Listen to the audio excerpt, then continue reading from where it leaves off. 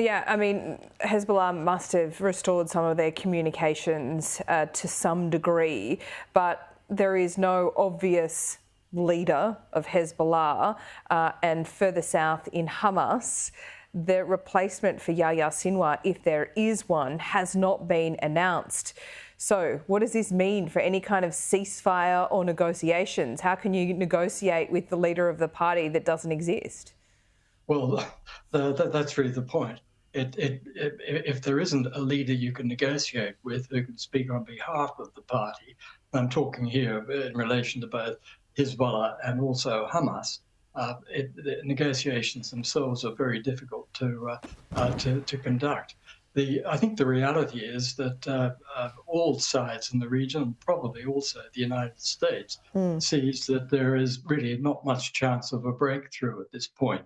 The United States really had to make one more effort because this war is hurting the Democrats' prospects for the November 5 presidential election because it's dividing the Democrats. Arab Americans in Michigan are saying that they won't vote, and young progressive Democrats are saying they may not vote either. And if both of those things happen, it could be that Donald Trump wins the election by default. So it's a very great difficulty for the Americans. And if Donald Trump, Ian, does win the election, what changes in the Middle East? Anything?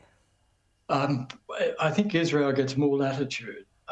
If Israel gets on better, more latitude. Yes, Israel gets on much better with Donald Trump than they do with the Biden administration, and it's almost certain that a Trump win would be, well, it is certain a Trump win would be very greatly welcomed by Netanyahu.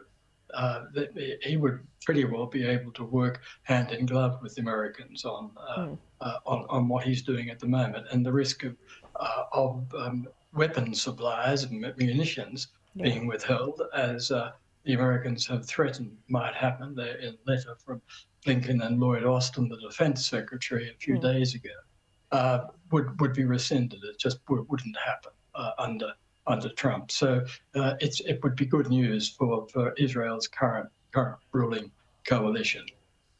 Ian, always great to get your expertise. Thank you so much. You're welcome.